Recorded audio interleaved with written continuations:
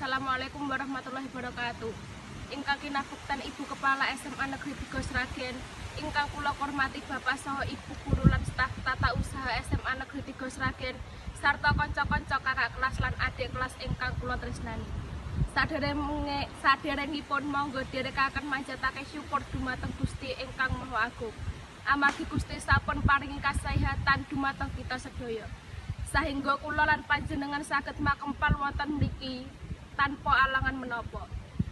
Raden Ajeng Kartini utawi langkung leres Raden Ajeng Kartini punika satunggaling pahlawan nasional Republik Indonesia. Panjenenganipun satunggaling tokoh wanita saha tokoh pendidikan Jawi. Raden Ajeng Kartini punika asalipun saking latar priyatun Jawi. Senajan panjenenganipun putri saking RM Sosroningrat saking garwa ingkang sepuh piyambak, nanging saking garwa ampil. Kala punika poligami punika lumrah lan dipun anggep biasa kemawon. Kartini piyambak pirsa menawi prakawis punika dadosaken risakipun saha pasulayan ing antawis anggota kulawargi. Dados piyambakipun boten sarujuk. Prakawis punika amargi piyambakipun nate sinau ing sekolah Walandi. Kartini miyos ing Jepara tanggal 21 April 1879.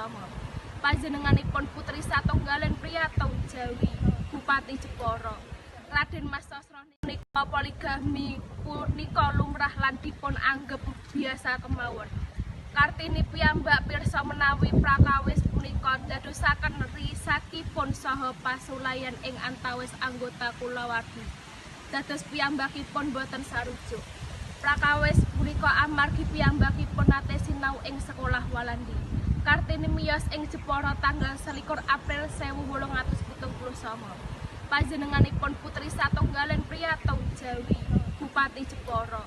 Raden Mas Sosroningrat saking garwa ampil anami Ngasirah. Ngasirah punika larenipun Modirama utawi Mokti Modirana. Miturut Pramudyaan Nantatur, Modirana punika satunggaling mandor pabrik gendhis ing Mayong Jepara. Sasanesipun Kartini, Ngasirah ugi peputra Dr. Andes RMP Sosrokartono. Kang Mas Kartini ingkang misuwur dados satunggaling ahli basa weton Universitas Leiden.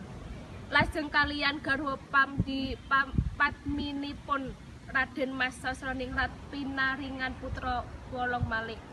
Cekap semanten anggen kula matur, mugi-mugi para wanita Indonesia saged dados wanita ingkang banggakaken dumateng kaluwarga lan supados dados wanita ingkang migunani dhateng bangsa lan negara. Cekap semanten anggen kula matur, menawi wonten kalepatan kula nyuwun pangapunten. Wassalamualaikum warahmatullahi wabarakatuh.